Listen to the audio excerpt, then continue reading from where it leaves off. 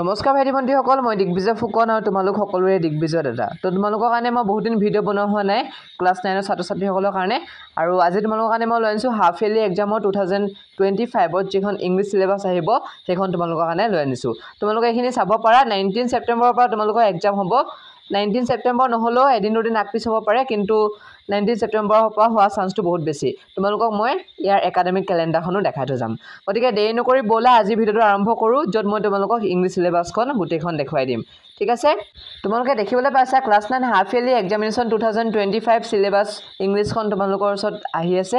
তো এইখন দেখিছা তোমালোকে, the fun they had, the sound of music, the road not taken, the lake আই of Innisfree, the adventure of Toto, এইকেইটা lesson আহিব। আৰু লগতে গ্ৰামাৰ আহিব, তোমালোকৰ টেন্স আহিব, কুৱেশ্যন পেটাৰ্নছ আহিব আৰু কম্প্ৰিহেনশ্যন আহিব, অৰ্থাৎ তোমালোকৰ পেছেজ দিয়া থাকে যে প্ৰশ্নবিলাক ওপৰ পেৰেগ্ৰাফটোৰ পৰা চাই চাই লিখিব লাগে, তো সেইটো আহিব। সেইটো আনচিন আহিব, কিন্তু সেইটো অলপ টান হয় দেই। আৰু তোমালোকৰ আহিব প্ৰিপজিশ্যন আৰু লগতে ৰিপৰ্ট ৰাইটিং আহিব।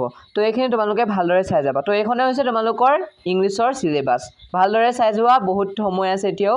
তোমালোকে ভালদৰে পঢ়িলে এতিয়াও তোমালোকৰ ভাল হ'ব এক্সাম। তোমালোকক যে মই ক'লোঁ যে 19 তাৰিখৰ পৰা এক্সাম হ'ব বুলি, কেনেকৈ গম পালোঁ চোৱা। ছেপ্টেম্বৰ 2025 ওপৰত দেখিছা তোমালোকে লিখা আছে, আৰু 19 তাৰিখৰ পৰা লিখা আছে চোৱা হাফ ইয়াৰলি এক্সামিনেশ্যন বুলি, আৰু 25 তাৰিখলৈকে লিখা আছে। গতিকে 19 তাৰিখৰ আশে পাশে হ'ব তোমালোকৰ এক্সামটো, আৰু তোমালোকৰ দুৰ্গা পূজাৰ আগত অৰ্থাৎ 29 তাৰিখৰ আগতে তোমালোকৰ শেষ হৈ যাব।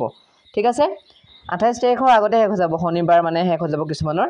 তো ইয়াৰ আশে পাশে মুঠতে এক্সামটো তোমালোকৰ হ'ব।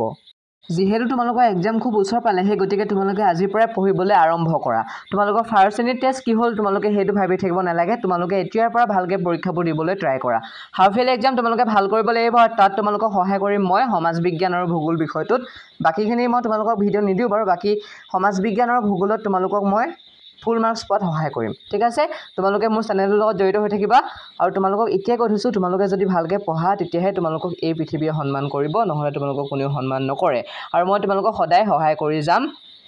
তোমালোকে মোক দেখি পোৱা নাই আজিলৈকে কোনেও, তথাপি মই তোমালোকৰ দাদা হিচাপে সদায় সহায় কৰি যাম।